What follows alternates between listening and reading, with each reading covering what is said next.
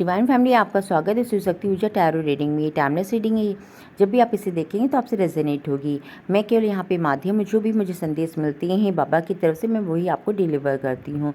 तो बाबा की तरफ जो मैसेज आ रहा है यहाँ पे, तो हमारा जो पहला कार्ड है आप है द हेरोफेंट का, दूसरा कार्ड हमारे पास है जो द मून का, और तीसरा थर्ड वन हमारे पास जो कार्ड है हमारे पास 8 ऑफ सॉर्ड्स का। तो यहाँ पे 8 ऑफ सॉर्ड्स इंडिकेट कर रहा है कि यहाँ पे आपकी स्थिति को बहुत ही वर्स्ट बनाने की कोशिश की गई है एकदम, कि मतलब आपके पास आप फिजिकली या मेंटली बिल्कुल ट्रैप रहे हैं। आपको कुछ ना दिखाई दे, ना समझ में आए कि आपके साथ क्या हो रहा है, और ना ही आप किसी को एक्सप्लेन कर पाएँ। इवन आप करें भी तो लोग आपकी बात को बिलीव ना करें। आपको बहुत ज़्यादा आपकी कंडीशन को वर्स्ट बनाने की कोशिश की, जितना उनकी लेवल में था उतना आपके लिए गलत करने की कोशिश की गई। और यहाँ पे मैं पिक कर पा रही हूँ एनर्जी कि आपके ऊपर ब्लैक मैजिक भी किया गया है, जिससे कि आप अपने माइंड का सही से यूज़ ना कर पाएँ और इल्यूजन भ्रम में रहें। आपको थर्ड पार्टी सिचुएशन में रखा गया है, जो जिस पर्सन के साथ किसी पर्सन के साथ मिल के आपके खिलाफ और षड्यंत्र रचे गए हैं। और यहाँ पे आपको काफ़ी मैनिपुलेट भी किया गया है लोगों में, मतलब सोसाइटी में आपके खिलाफ काफ़ी र्यूमर फैलाए गए कि आप गलत हैं, आपने ही जो सब कुछ गलत किया वो बहुत सही है। ये जेंडर स्पेसिफिक नहीं, आप अपने हिसाब से ले सकते हैं।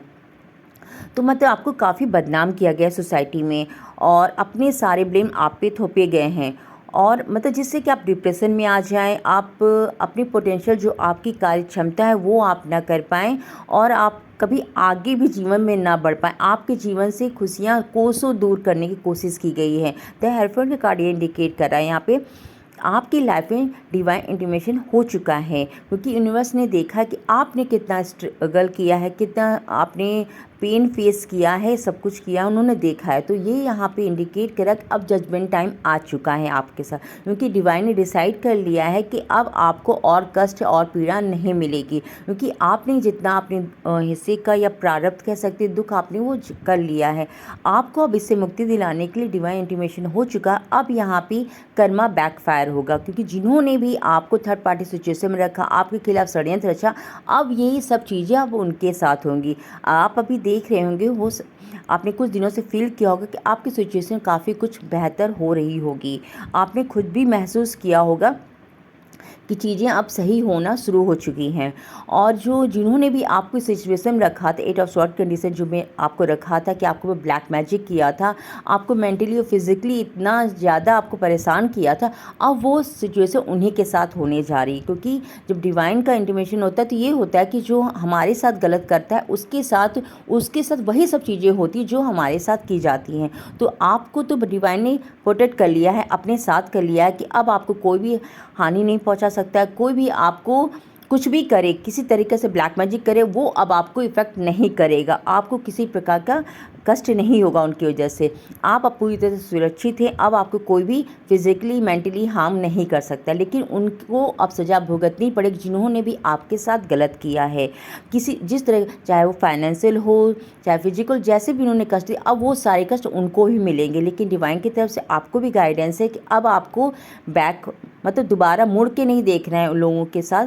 ये नहीं कि आप फिर से पहले से जैसे हो जाएं और उनको माफ़ कर दे, तो आपको अब माफ़ नहीं करना है। अपनी एनर्जी को डिअटैच कर लेना है और अपने आप पे ही वर्क करना है, उन पे ध्यान नहीं देना। क्योंकि डिवाइन जब न्याय करता है तो वो न्याय ऐसा नहीं होता कि आप बस देखेंगे, वो न्याय ऐसा होता है कि पूरा समाज देखता है। क्योंकि उन्होंने इतना गलत आपके साथ किया, और ये जो गलत किया जाता है तो ये कुछ 1-2 सालों का नहीं होता, काफ़ी सालों का होता है, कष्ट होता है। उसको दूर करने के लिए प्रभु आते हैं। तो आपने काफ़ी सालों से स्ट्रगल किया, फेस किया, तो वो सारा अब स्ट्रगल फेस उनकी लाइफ में होने जा रहा है। उनके सारे सुख चैन अब छीनने जा रहे हैं। उन्होंने जितना आपको हर तरीके से ब्लॉक किया, अब सारी ब्लॉकेज वो खुद फेस करेंगे, चाहे फाइनेंशियल हो। अब उन्हें कहीं से मदद नहीं मिलेगी। आपके साथ तो प्रभु थे कि आपने वो सारा रास्ता प्रभु का स्मरण करके वो काट लिया, लेकिन उनके साथ तो प्रभु भी नहीं है, तो वो उनके लिए काटना अब नामुमकिन भी हो जाएगा।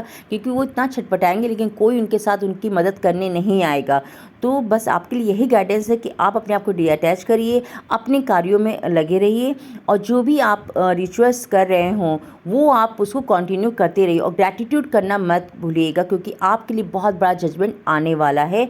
और ऑलमोस्ट हो सकता है कि अब बस कुछ दिन बचे हों या महीने ही बचे हों। मैं ये कह सकती हूँ कि आपको वो जजमेंट खुद अपनी आँखों से आप देख पाएंगे। तो बस आप तैयार हो जाइए वो जजमेंट देखने के लिए।